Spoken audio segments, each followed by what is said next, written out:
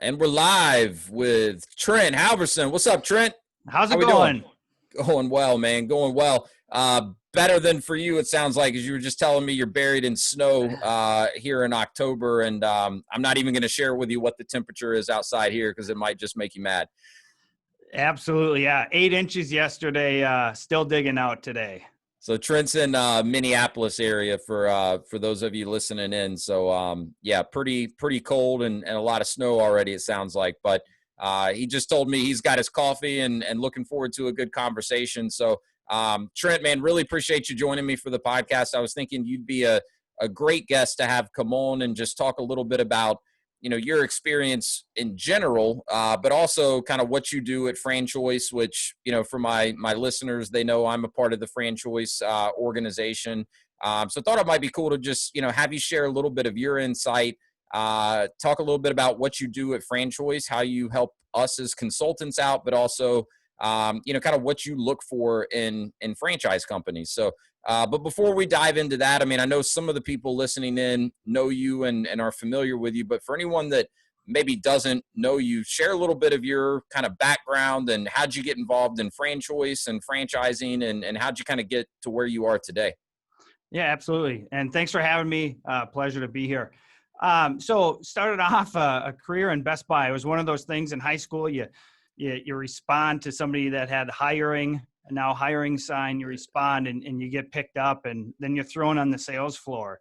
Yeah. So working with a great company like Best Buy and you think it might last a year or two, come college, you're going to drop that habit and move on to something else. But really, it was a great organization to start off when I was just 17 years old and learning how to sell and really relationship sell. If you think about it, 25 years ago, I was selling VCRs, tube TVs in the video department. So it was great for a young individual learning how to sell and really have conversations with people and trying to figure out what they're trying to accomplish with the VCR, with the TV, with a camcorder. So grabbed on to Best Buy, young, kind of worked my way through the leadership roles inside the stores, and then had great opportunity to relocate out to California, over to Ohio, and then back to Minnesota, all with the company, and ended up spending some time, several years out of the corporate office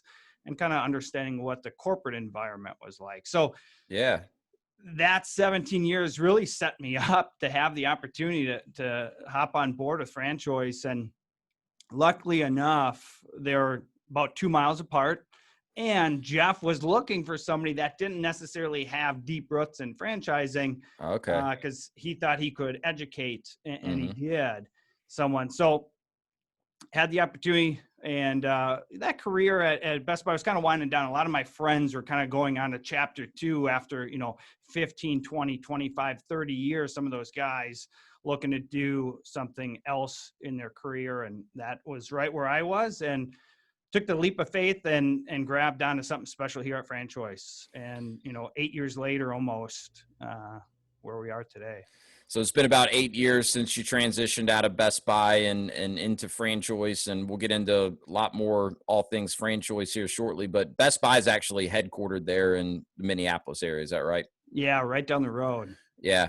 Well, I mean, similar, I guess, kind of to how I got started right out of college, went to work for Enterprise Rent-A-Car, and I didn't spend, that much time there. I was there for about 3 years, but kind of like you said, I mean, learning how to develop that relational sales kind of ability, that's probably one of the biggest things I took away from Enterprise. And I think that's a skill that, you take with you just in life, but in any, other role in business that you're ever going to have. And I would imagine it was pretty similar with Best Buy in that, you've got a pretty short period of time to interact with someone and get to know them and develop a little bit of rapport.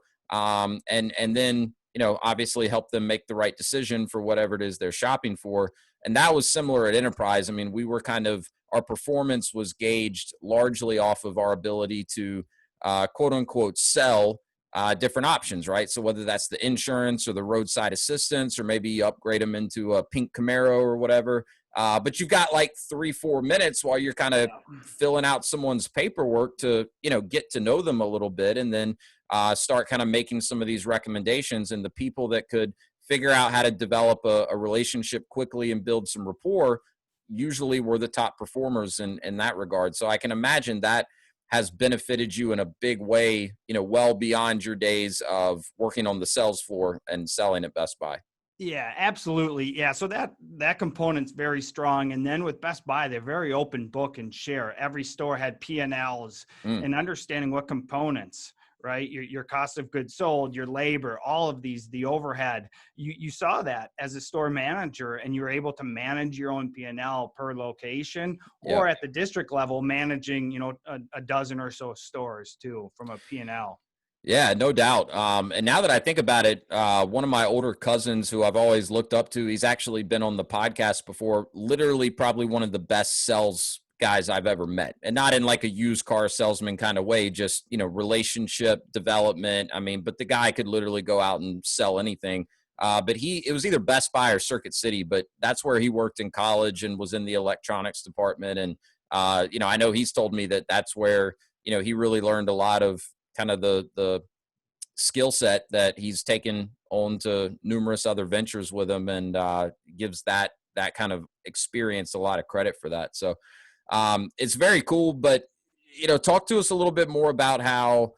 And I know you kind of explain how you got to the point of just kind of ready for your next opportunity. So how did you get introduced to Franchoice? You mentioned Jeff earlier. That's Jeff Elgin, who's the founder of Franchoice. How did that come about? Was it totally happenstance, or was it more intentional? They had hired a headhunter looking to fill this role, and he Okay. had glanced at my LinkedIn, and I looked back at his, and a couple of days later he reached out, and we ended up connecting and had a good conversation. He's like, I got to get you in front of the folks over there. And over the course of about 2 months, just a lot of conversation and kind of feeling each other out. This franchising world and environment is a little bit different than a corporate. So Definitely. just taking the time, my exposure to franchising, I think up till now was McDonald's, Burger King, Yeah. right? You kind of look around, you kind of go, I can spot some of these folks. And that was pretty much the gist of it. But so many things from my previous career transition and really connected the dots. So it was great. Yeah. So I was going to ask you, if you knew much about franchising prior to joining Franchoice. And I thought it was an interesting point you mentioned earlier where you said Jeff was kind of intentionally looking for someone that maybe didn't have a lot of experience in franchising. And I could see how that would make sense. But so it sounds like you weren't very versed in franchising, other than what most people think before they kind of get into it, which is, oh yeah, franchising, that's fast food, right? I mean, that's kind of franchising in a nutshell. Obviously we know there's so much more to it. So what was it about, once you kind of started meeting Jeff and the folks at Franchoice, what was it that kind of piqued your interest and said, you know what, I think this is the right move for me? Yeah, I think it's several things, but I think the opportunity to look at a franchisor and somebody growing a brand. And when I started with Best Buy, there's probably 200 stores and saw it grow well over 1,000, right? So I love that Wow. growth Yeah. story. So the franchisor point of view of franchising is attractive, but then also on the business ownership, on the franchisee, to have the roadmap, to have the supporting systems that franchisors offer, is just it was attractive to me. So it's kind of the culmination of both, that it's just great to see franchisors grow and be successful. And in order for that to happen, they have to have the successful franchisees, and watching those individuals, for the most part, or investors have successful businesses, make that franchisor successful. And that's the passion that I have for business ownership.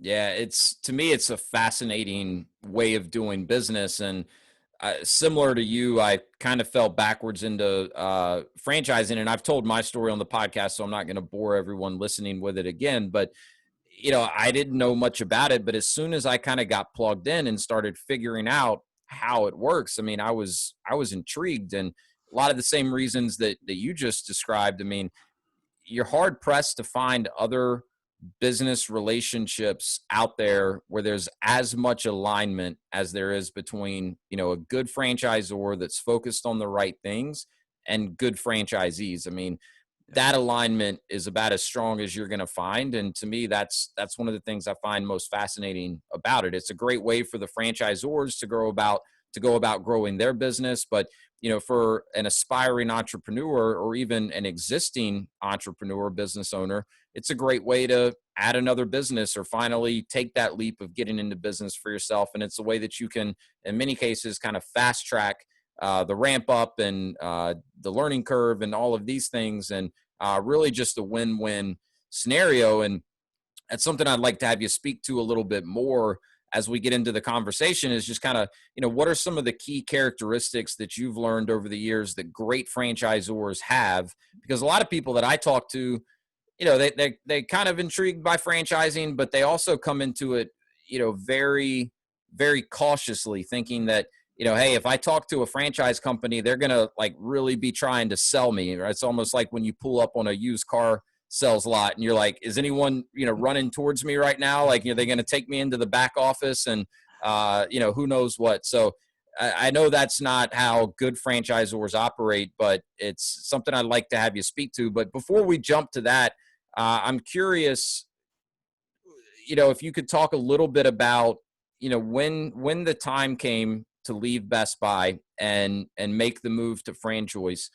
I can only imagine that there was some hesitation, some fear, some uncertainty, some doubt. I mean, it's only human nature, right? When you're leaving something that you've been doing for a long time, comfortable with.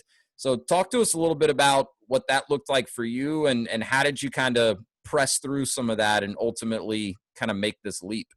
Yeah, absolutely uncertainty and some fear, right? Because you're going from a place of calm and of what you know. Not only did I know the corporate environment over at Best Buy, I knew what happened in just about every store every day.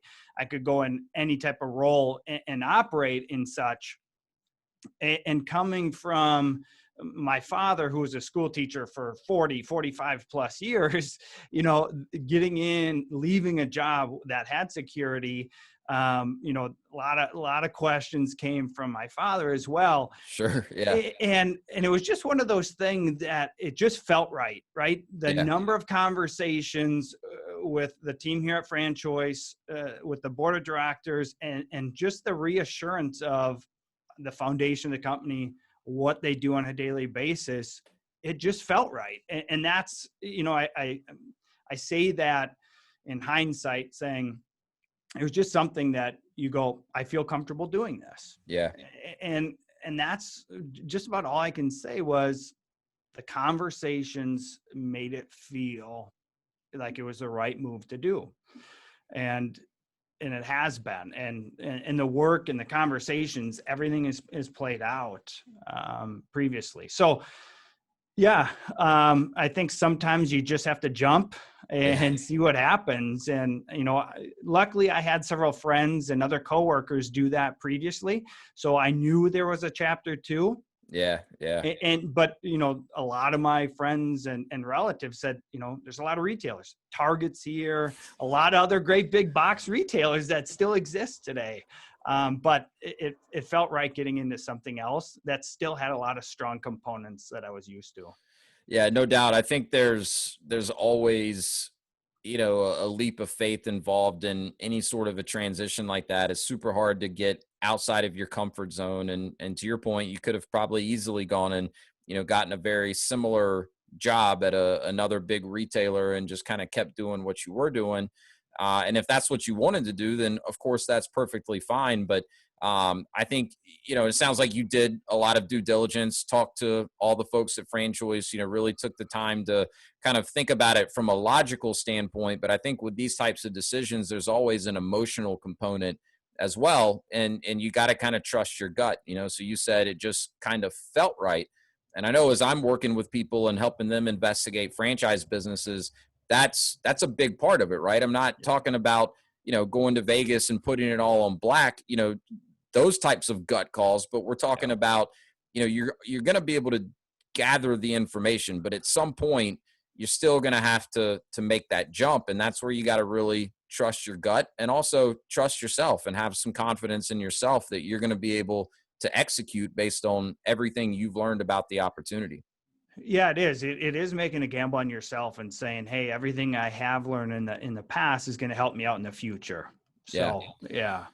So I guess it'd be a good time now to maybe explain to those listening in that don't know what your role at FranChoice is and what are kind of your key responsibilities. Yeah, and I'll say there's pretty much two. There's more, but the highlight is two, is working with the portfolio franchisors that we do work with and help them out when they encounter a problem or they're looking for best practices. Typically, as COVID hits and now all of a sudden it becomes virtual discovery days. Well, how do we share amongst the franchisors we work with those best practices quickly? And Sure. I'm kind of that conduit that is talking with senior care companies, boutique fitness companies, service-based companies, and can kind of share and put out communication around best practices pretty quick. So working with our existing franchisors and around the sales process, around onboarding new franchisees typically, but sometimes it's an operation or a support Hmm. question, and even sometimes partnering up a senior care franchisor with a boutique fitness to say, hey, you guys are trying to accomplish the same thing, or you already have Mm. some conversation. And that's another thing we can get into around just the environment. The folks in franchising are so willing to share, Yeah, whether it's the same industry or across industries. absolutely. So that's half of kind of that support communication, more so the folks that we do work with. And the other half is talking to franchisors that are looking to grow with consultants. And so looking at franchisors that would like to work with us is pretty much the other half of what I'm doing. Yeah, and that's a big part of why, I thought it'd be great to have you come on to talk a little bit about, so because I know FranChoice gets approached by a lot of franchise companies, right? Where they're like, "Hey, we'd love to work with FranChoice." And I know that you and FranChoice are pretty selective about Mm. the franchisors that you agree to work with. And for me, and I'd been in franchising for a while, so I had some insight into, FranChoice and other, somewhat similar groups or networks that are out there. And when I decided to make the transition into consulting, it was a no-brainer for me that FranChoice was where I wanted to go, and luckily they were willing to have me. But a part of that was I knew that they were very, very selective about the franchisors that they work with, which for me is important because if I'm introducing someone to a franchise company and saying, "Hey, based on everything I've learned about you and what you're trying to accomplish, I think this is a brand that could be very interesting to you." I want to be confident that that brand's got it together, right? That they've got they're going to have a very strong likelihood of someone being successful if they, as the franchisee, put their head down, do the work, and follow the systems and processes. So that's all kind of a big lead up to, I'd love to have you share a little bit more about, what are you looking for when you initially talk to a franchise company about whether or not it's a good fit for them to work with FranChoice? Yeah, and we get approached almost daily from a franchisor or folks that aren't even a franchise yet. They might have 2 or 3 or 5 corporate and say, "Hey, where do I go and Right. where do we plug in when it's time to call you?" And those are folks I love talking to as well, just helping them get started and kind of connect the dots of Sure. where they should go, and kind of that early step in that process can help them for much success in the future. But I think similar to the onboarding process when I came to FranChoice, that 2-month time frame of having a lot of conversations, I spend weeks and months with franchisors that finally do come into our system. But I think for a franchisor that's sitting out there right now, going, what's Trent looking for? Not to boil it down to 4 buckets, but the 4 buckets we probably start off in the first couple weeks. And then, we discuss several more things, but I think the 4 big buckets that typically get tackled right away would be unit economics, right? There's Hmm. got to be a story around unit economics. What's my investment? Is it 2 million? Is it 200,000? Is it 90,000? And what does that look like from a return? And maybe that's Sure. spelled out in an item 19, maybe it's not, but there's got to be a story around unit economics. No doubt. So that would be bucket one. Number two would be territory. Mm. Sometimes they're looking to grow just in Florida. Sometimes it's just in the Southeast. Sometimes it's east of the Mississippi. Well, FranChoice, 75 fabulous consultants that are all over the U.S. and have candidates and prospects all over the U.S. So I'm looking for franchisors that are pretty much looking for U.S. development. Yeah. And that's stressful for a lot of franchisors, especially if you're young, to support somebody in Florida and New York and California for maybe, your first few placements. Can be tough, but Yeah. we're looking for almost all open territory in the U.S. Yeah, which makes sense from a franchise perspective, but I could see how it would be a little bit intimidating for some younger franchise systems because you look at a lot of franchise systems and kind of their growth trajectory, and usually they kind of wherever they're headquartered, wherever they started, they grow out from there. Yeah. So I can see how that would be intimidating for some. All right, so we've got unit economics, we've got territory. What's the third bucket?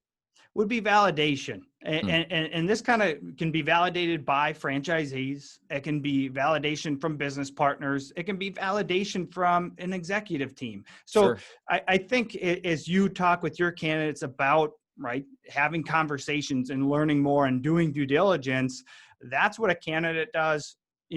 I just say, hey, there needs to be a story around validation. People need to validate what you're saying on the phone, and several people will say the same thing. Maybe it's validating what's in writing.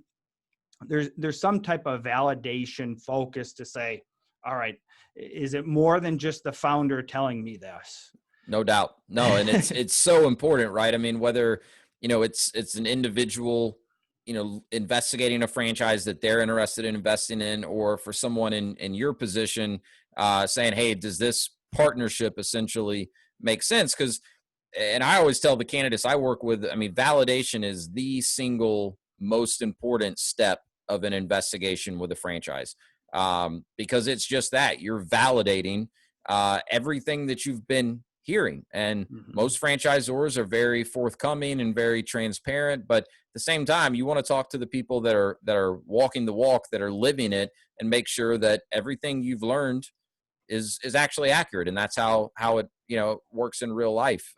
What's the old saying? Trust but verify, right? It's Absolutely. And a lot of times people, hone in on franchisees. Validating with franchisees is a big one, but validating from a company that's doing the build outs. Hey, I'm hearing it's mm, taking 12 weeks. Is that true? Oh, it's actually taken 19 because, cost of goods went up and supply is actually down and the demand is up. All right, so now it's 12 weeks to 18 weeks. Okay, right. It's probably going to fall somewhere in between, but that too can be validation of what you're hearing. sure, no doubt. That's a So, great point. I hadn't thought about it as much from that perspective. So and so that's kind of part of what you're involved in as you start talking to a new franchisor, is taking a deep dive into all aspects of the validation. yeah. Yep. And then last but not least is the sales process, right? Hmm. So oftentimes founders, CEOs, presidents, they understand what they have. They love the product or service that's in front of them. And what I'm looking for is an individual that can start off with point A and get us to point Z, and really put out there all the information that a candidate would need to make their educated decision Hmm. on that opportunity. So sometimes it's, hey, I'm going to hop on the phone and talk to them blue in the face and answer all their questions. What I'm looking for is a very laid out, detailed process that really puts out there all the information needed. Yeah, a methodical process where someone can kind of go through it step by step versus, you know, just jumping on a phone call and, like you said, talking to your blue in the face, or like, oh, I've got this question, I've got this question, and then the franchisor reps just kind of fielding questions, and you really don't accomplish much, or it takes you 5 times as long to Yeah. accomplish what you could with a good process. And you use the term sales process, and that's kind of the lingo within the industry, but it's really a discovery process. And that's what a lot of franchise companies refer to it as, because, and this is, I guess, a good time to segue into what I alluded to earlier. So, and you don't have to get too specific because I know it varies from company to company, but, Yeah. what is kind of a good methodical discovery process, look like maybe from a candidate's eyes, if that makes sense. Yeah, and I go back, I should have prefaced that because I almost call it an education process. I think Hmm. I use sales process because that's what most people latch on to. And if I were to say education process, they might not understand what I'm saying for it. But yeah, because not really selling anything. What they're doing is educating on their system. Yeah, If I'm talking about how my marketing process works, I'm not selling you on my marketing. I'm just that's telling right. you how the inner workings. I'm educating you as a candidate. So, no, that's a great point. Discovery process, education process, absolutely. So, hit me with that question again. Yeah, I mean, just what is kind of at a high level, because I know it does vary from one company to the next, and probably even industry to industry. But in your experience, what is kind of a good methodical discovery process look like? What are some of the key steps? We already talked a little bit about validation. That usually comes a little further into the process, but what's the kind of ideal layout of that in your mind? Yeah, I think what I'm looking for, and obviously the candidate is got some say in it as far as like a time, but from a franchisor, we see anything from on average a 6 to 10, call it step Hmm. education process where, it's going to start out pretty much broad overview. There's a history, there's some type of getting the foundation of what the opportunity is laid.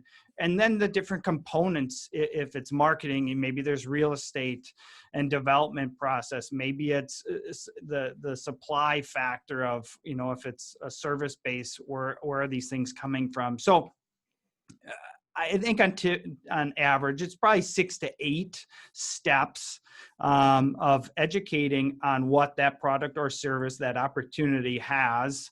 And somewhere along the line, yep, absolutely, validation comes to play. And then some type of, I think most people are familiar with Discovery Day. We like meet the team day or confirmation day, happens typically towards the end, if not the end as well. But Yep. yeah, making sure they get all the strong components, and you're not giving somebody the playbook, right? That comes after you sign, but you're giving them enough information to feel confident that they have the resources, they have the experience, that if I jump on board, I feel good. Yeah, and I think just a good streamlined process where there is some order to it. And I've worked in franchise development roles, and definitely learned some lessons along the way in terms of how to better structure a process so that it's a better experience for the candidates that are looking at the particular franchise business, and also a better experience for the person in the development role. And it's not too get more sales, quote unquote. It's to like I said, make it a good experience for everyone involved, right? The more structure there is to the process, the more exchange of information there can be, the more education can actually take place. If you just kind of jumped on a phone call with someone interested in franchise and was like, so what questions do you have? Like, you're going to go all over the place for Yeah. hours and hours, and you're not really going to accomplish that much when it's all said and done. Um, and I think the other thing that's probably worth noting here, I know I always stress this to candidates, and I'm sure it's come up on the podcast before, but the other reason this really isn't a sales process is because it's a mutual evaluation. Maybe not for all franchise companies, but for good, legitimate franchise companies, in my opinion, it's a mutual evaluation. Yes, they're setting the process up so that the candidate can learn what they need to learn, get their questions answered, figure out if it's a good fit for them.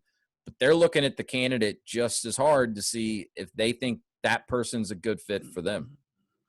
Oh, absolutely. And I see so many questions always, pointed towards a franchisor. And I want to say the franchisor's got it tough because they are looking for the right partners, right? They're Yeah. educating on what they're offering. Absolutely. But they're trying to say, you know, when times are tough, are they going to be able to rock and roll? When times are good, are they going to, keep marching and trying to raise that bar? And are they going to improve the system? Yeah, that's a So great point. they're looking for some strong partners.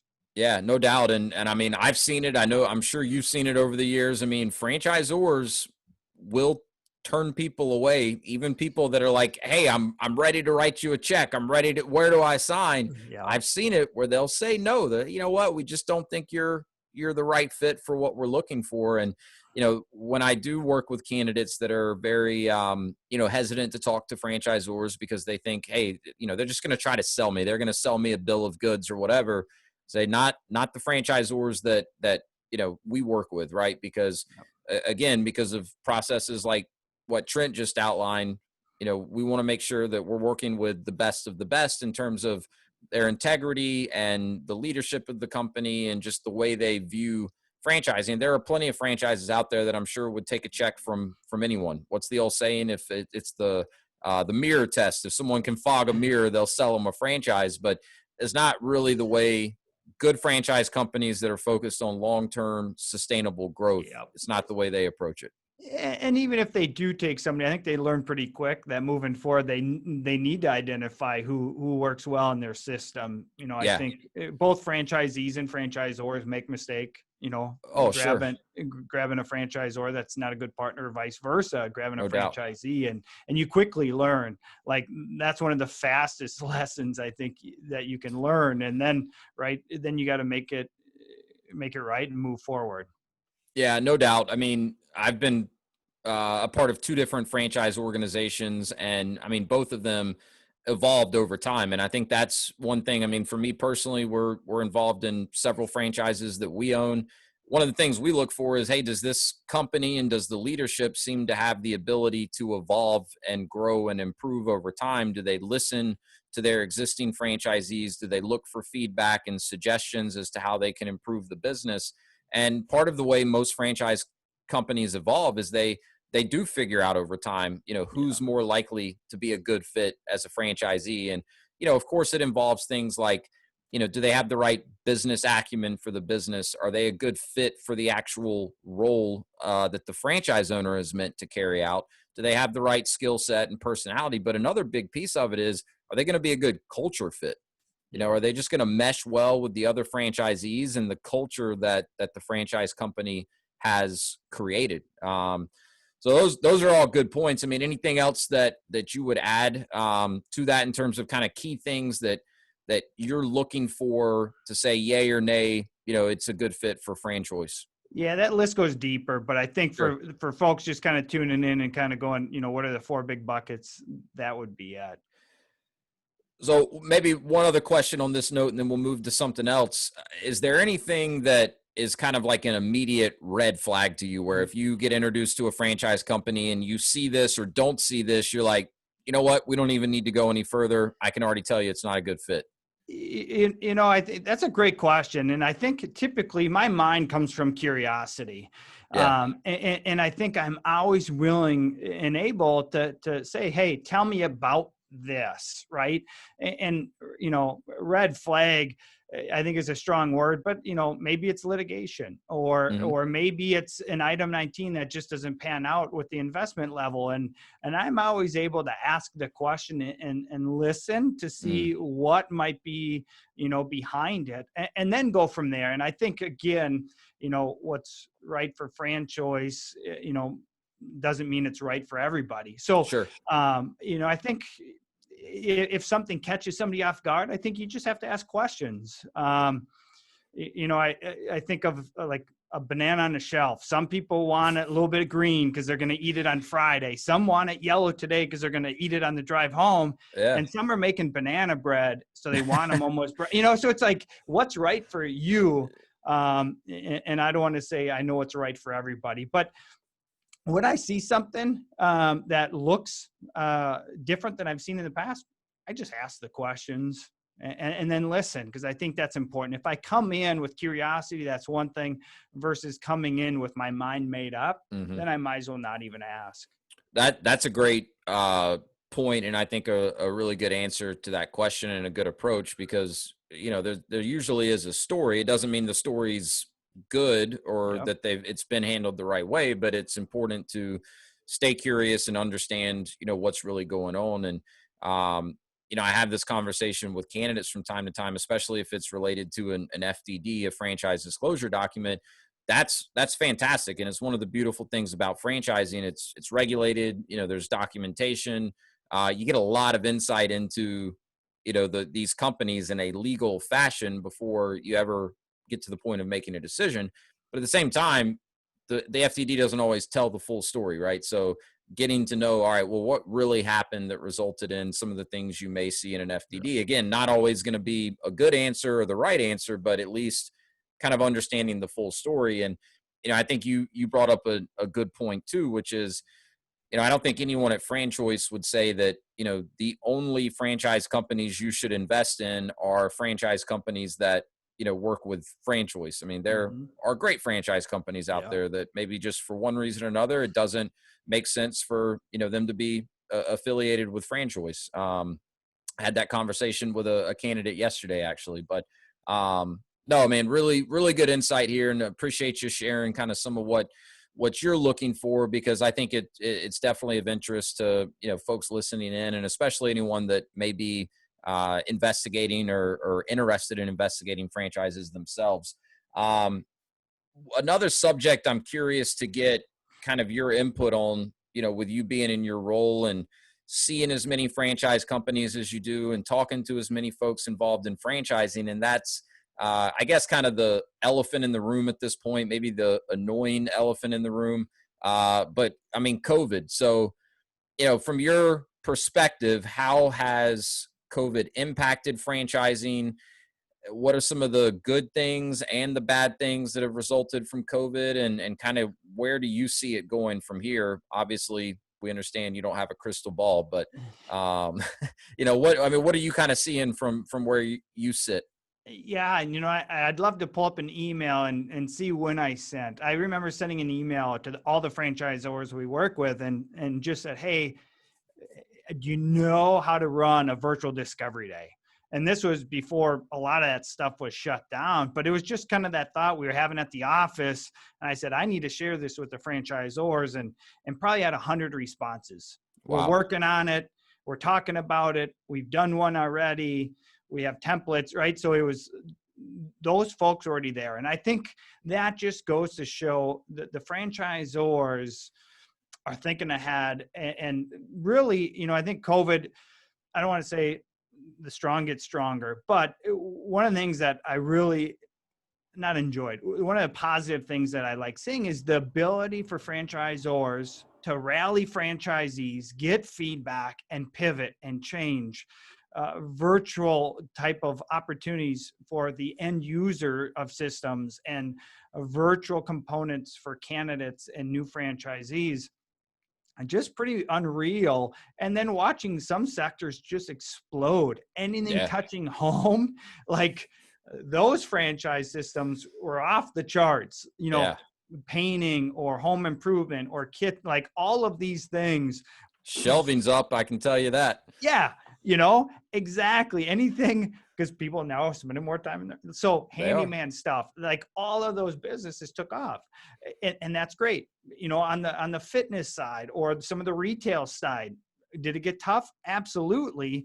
And you found franchisors, the stories I heard, going and helping with concessions and different things with Yeah. the landlords, and speaking on behalf of franchisees and saying, look, we're in several of your buildings. This is what we need. And having that partnership versus having to do that as an independent business owner, you kind of have that big gorilla behind you, or the Hmm. dog barking when you're talking to somebody, I think was great to see. And then I think, just they're nimble, and the ability to shift in a moment's time and have support was great. And now what we're seeing on the brick and mortar side, right? They kind of took maybe a little bit of a hit in some sectors still strong Yeah. throughout COVID, but the ones that kind of took a hit now are the new franchisees coming in, or the folks that had one unit and now are signing a lease for another and are Yeah. getting crazy deals. And that's awesome to see. And we know, let's just take fitness. Fitness in regards to COVID, we know that most common, the fit and the healthy manage better through that. So Sure. I think now memberships are starting to increase and will over time, whether it's a vaccine or something happens, we're going to see this influx of people in this health and wellness sector kind of make sure they're taking care of themselves, and then they'll benefit. So No doubt. it's not doom and gloom, and I don't have any of the negative stories. I think just a lot of positive came from it because it showed the strength of what you can do when you have a lot of individuals coming together as a part of a team to shift and move and increase performance. Yeah, totally agree. I mean, I think in a lot of ways, COVID has really highlighted a lot of the things that have always been beneficial in terms of being a part of a good, strong franchise organization, right? A lot of the things you just mentioned, right? I mean, as a franchisee, instead of being completely out there on an island by yourself, trying to figure out how to navigate these uncharted waters of a global pandemic, you've got other franchisees in the exact same spot as you. You've got a franchisor, a team of people that are dedicated and motivated to help you continue to be successful. And I think it really, like I said, just kind of underscores, what we would have always said are the benefits of franchising versus, maybe a standalone business. But in times like this, I think it's even better, right, to have that type of support and those types of resources. And I mean, I know having this conversation with candidates, I mean, you kind of alluded to this, just because there's a pandemic going on and there's uncertainty. I mean, there's always uncertainty, right? I mean, Mm-hmm. none of us know what tomorrow's going to hold. So that's always the case. If that's your reason for not making moves, then that's always going to be a reason. But this can actually be a fantastic time to investigate franchises because, to your point, some industries have actually spiked like crazy. And it doesn't necessarily mean that that's what you want to base your decision on because, who knows how long that spike could last for a particular industry. But I think as far as your ability to investigate a franchise and really understand who you'd be partnering with, never been a better time, right? Because Oh going yeah. back to validation and talking to franchisees, like they're going to tell you if they feel like their franchisor did a great job of supporting them and helping them kind of figure this out.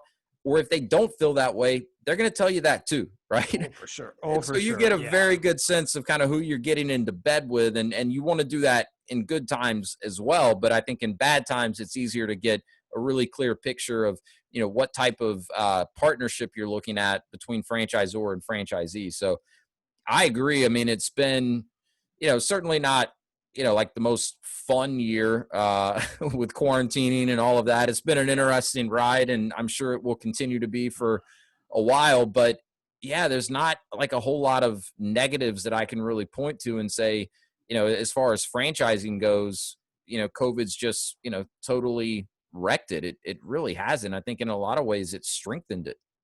Yeah, absolutely. And I think one of the things too is that mindset, right? I think early on, I shared the story, I think back in March, April, oftentimes I'd turn my volume, my ringer on loud, and then I had the ESPN app and it seemed like it would go da-na-na, na-na-na. And this is franchise owners, the baseball, the football, all these owners investing in people, and you'd look down at your phone and they just signed somebody else. And this is, nobody was playing, but the owners are making calculated investments in their people when they had no idea what the outcome was, but Yeah. they were still investing.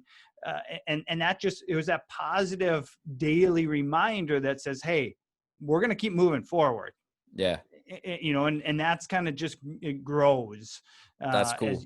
you build that momentum. That's a cool little trigger to kind of remind you that, hey, the world's still spinning. There's plenty of other people out there making moves and looking forward and not just kind of, hunkering down. And I remember my wife and I having a conversation very shortly after things with COVID started kind of shutting everything down. I mean, I'd literally just left my job and come to Franchoice, right? I was supposed to come out to training for a few days, and I get a phone call and they're like, hey, we're probably going to do this virtually. And I could tell Linda was kind of like, feeling me out. Like, are you having any second thoughts? Like, how you feeling about this? I'm like, I'm good. Like, let's rock and roll.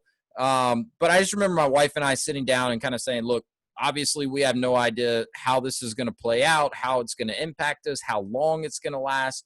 But what we can control is just that, what we can control. We can control our mindset. We can control, how we respond, how we react. And, we kind of agreed, like, whenever we get past COVID, whether it's 2021, 2022, whenever that time is, we want to be able to look back on it and say, we are much, much stronger now than we were before it happened. We don't want to be the people that roll over and let it happen to us, and just have nothing but excuses. And, well, this is happening, so we didn't really accomplish anything this year, but it was COVID, so who could? I mean, we've bought another franchise business. Our businesses are up 20% year over year. We've invested in commercial real estate. We've got a baby due in December. Like, it's been a hell of a year. Like, got some cool things done, and so many other people out there have too. That's certainly not just us, right? But it's that difference in mindset and mentality. It's the growth mindset versus, the limited mindset. And that's always the case, pandemic or not. So sorry, I just went on a tangent there, but no, it's good. It's so important, right? Yeah. Yeah. Well, and you hit on this earlier. I think it'd be cool to have you, maybe expand a little bit when you kind of talked about just I guess the culture, the kind of sense of camaraderie that you get in franchising, whether it's, people part of the same organization or not. I mean, and that's, to me, one of the things that I've loved about franchising is just that, I mean, it's a tight knit family, even people that are technically competitors of each other.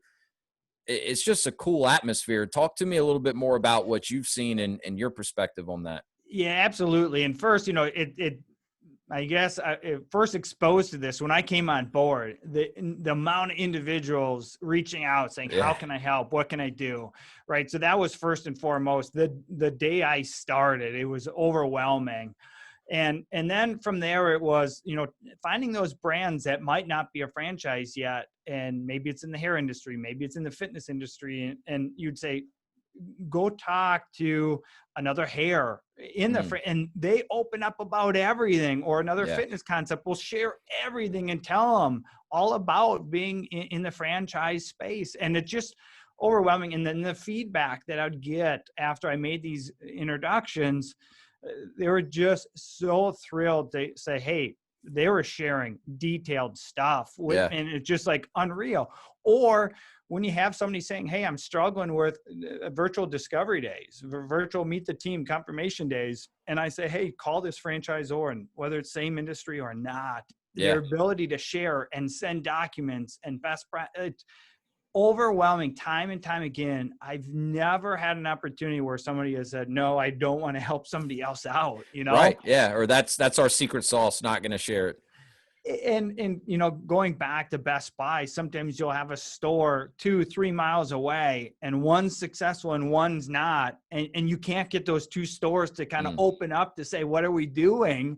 But here it seems like everybody is in the good of franchising as an industry, as a model to say, we all need to be successful. We all need to improve each other for this model to continue to grow.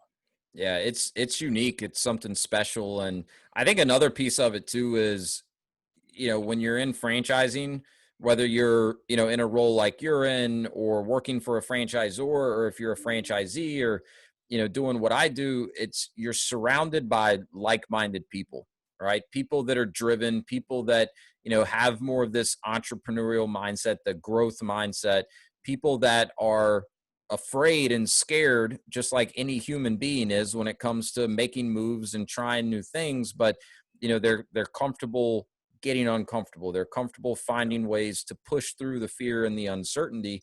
And I know for me, like, part of how I've continued to get more comfortable doing these sort of things is because I'm surrounded by other people that are taking the same types of action. And, I'll kind of have moments where I'm like feeling pretty good, like, we got some good stuff going on. And then I'll talk to someone else in franchising and they're filling me in on what they're doing. I'm like, shit, we got to catch up here. We're behind. Like we've got to make some more moves. So it's like, I think just always kind of pushing the bar a little bit. And for me, I know how much I benefit being surrounded by like-minded people and people that are going to push me. And it's another reason that, for me, knowing what I knew franchise was the right fit for me. And, when I came on board as a consultant, the outreach by other consultants, by franchisors, it was overwhelming. I mean, it truly was. And now as a part of the organization, it's just so cool. I mean, everything that, you and Linda and Jeff and Serge and everyone at the home office does, it's a blessing. And it's just cool to be a part of that atmosphere and environment that you get with franchising. So, well, look, man, this has been awesome. I really appreciate everything that you've shared with us. Want to just kind of start wrapping this up with a few kind of final thoughts that you may have. And I mean, I guess the first one would be, like any advice that you might have for, kind of the aspiring entrepreneur out there, maybe someone that was at a similar point to where you were, at Best Buy and, has had a great run with it, but just kind of feeling like maybe it's time to try something new. But obviously there's a lot of fear, uncertainty, and doubt that comes with trying something new, especially getting into business for yourself. I mean, just everything you've learned through going through this yourself, but also through being involved in franchising. What advice might you give to someone in that position, but it's maybe a little bit paralyzed and doesn't know where to go? Yeah, it's a great question. And I think looking back just at myself, right? I call upon my father and he definitely throws some more questions out there. Yeah. So, I think you find a mentor or an advisory board, or maybe one of both. Mm. And I think the important factor is the mentor needs to be someone you want to be like, or someone that is doing things that you think you want to do, and be able to pick their brain on it. And the advisory board, same thing. If you're looking to become a franchisee and buy a business, then you need to find people that have already done that and learn from them. Yep. Finding folks that are maybe coworkers that haven't, you're going to have their mindset of, different than those that are doing it now. So I think, finding those that are currently doing it or have done it and having just curious conversations with them to learn more about it. And that's what I did. I started to call upon my friends and previous coworkers that have left, and maybe some did go to another retailer and some have done other things, and just picking their brains around what is it like to leave this comfy corporate job that I currently have. And through those conversations that help with the confidence to say, all right, not only now is the time, this opportunity is the right one. So this is like a spur of the moment question. But I mean, how would you say your life has changed and improved since, making that tough decision? Because, I mean, you just said for a lot of people, it's comfortable, right? So why would you want to leave something that's comfortable, but how has your life been positively impacted by some of these decisions? Oh, absolutely. I mean, my life's changed dramatically, but I think just the experience I brought, or I've gained over the last 8 years has just been phenomenal. And what I'm able to do and help others and connect the dots, I think is kind of what I've always done, just at a different level and on a larger scale. So I think taking the risk, the calculated risk, I kind of found the sweet spot, what I like to do. My grandfather was a teacher, my dad was a teacher, my brother's a teacher. So I'm around these people that like to be around people and help others. And now I'm doing that just in the franchise industry. So I kind of own my home here doing very similar things on a different scale. So I think that's kind of what I would hone in on. Just, most individuals kind of know who they are and what they're passionate, and then you just have to go with it. I think sometimes you're in a job that you go, I can understand, and I can get through the day, I can get through the week. But those passions, and it might've been an age thing where I, getting a little bit older, and you kind of go, all right, do I want to keep doing this or have the ability to go do something else? And combination, and then just, taking that calculated risk and wagering on yourself. I think Yeah. sometimes for individuals that takes a while to learn that, individually you can accomplish a lot when you put, your bets on yourself.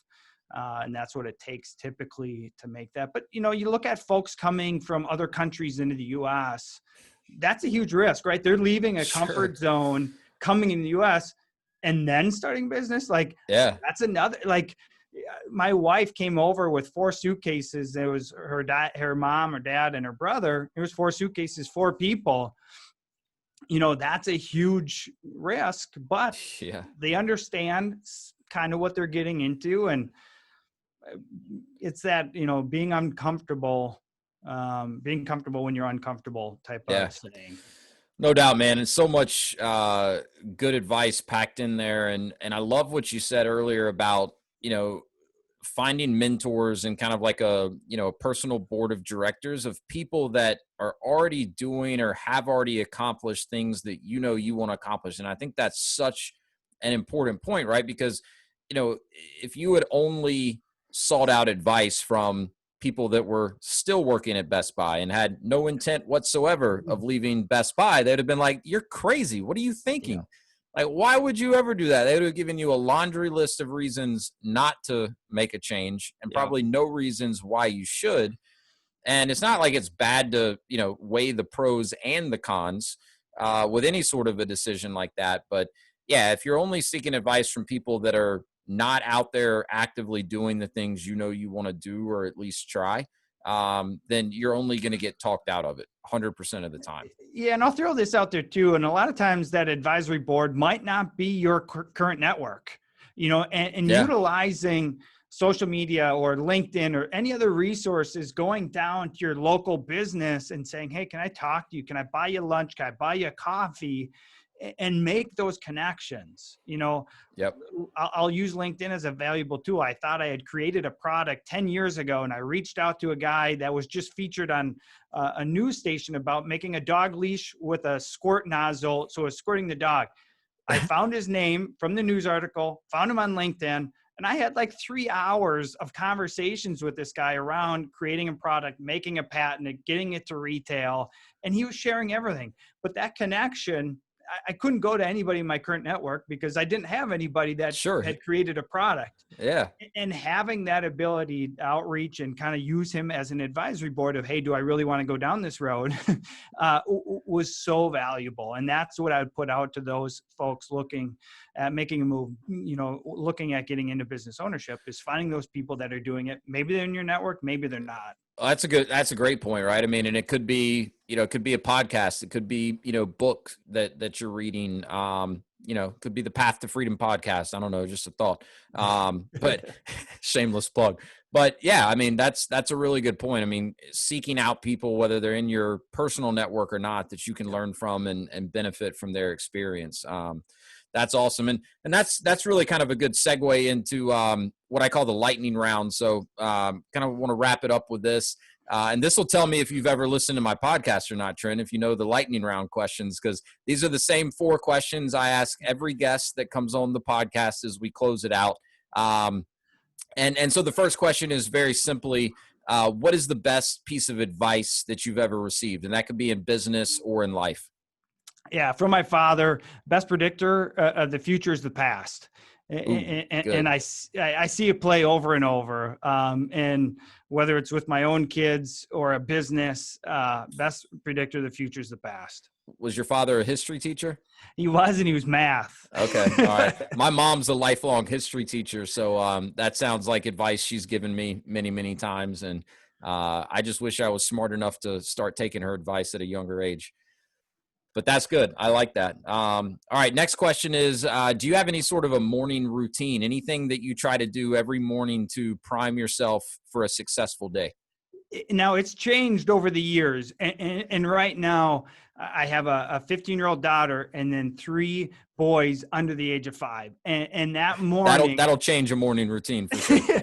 but that morning time with the kids is kind of been my bread and butter for especially for probably the last 9 months, is just spending some quality time face to face. They're in great moods, so that helps me be in a great mood. But Definitely. that family connection right now is my morning routine. I love that. That's such a good one. And I say this all the time here on the podcast, but I love asking that question because it's so different for everyone. And the point is not that, like, there's this one kind of routine that if you do it, you'll magically be successful. It's finding what works for you. And I like the point you brought up, which is it's changed over the years, right? Your life Mhm. changes, right? I mean, mine mornings were very different before, I had a kid. We've got our second kid due in December. My mornings are going to change a lot, after the second kid's born, right? But yeah, finding ways that you're setting yourself up for a successful day, and how that works for you. So that's great. I love that. Um, what book are you reading right now? If you're reading a book. I'm just finished, so I'm looking actually. So I'd love a recommendation. I've got Um, several. and it's just this. I think the quiet before the storm. We've got the conference coming up, so I wrapped up a couple weeks ago, and now I'm kind of in conference mode. So kind of clearing the plate here, so we can focus on the upcoming conference Yeah. in January. Okay. Well, I'm reading a great book right now called Doesn't Hurt to Ask. It's by Trey Gowdy, who was a congressman from South Carolina, but he was a prosecuting attorney in South Carolina before that. So it's just about the power of questions and obviously listening to the answers to those questions.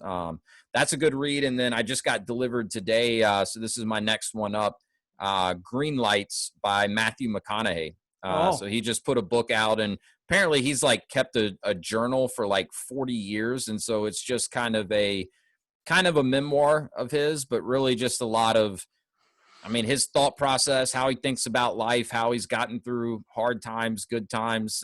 So anyways, I'm pretty excited to get into that one because he's a pretty cool dude. And I think it'll be an interesting read. So there's a couple recommendations for you if you have some time perfect. to get into a good book. So, all right, last question, and then I'll let you go. Simply, what is your definition of freedom, and are you living it? Ooh.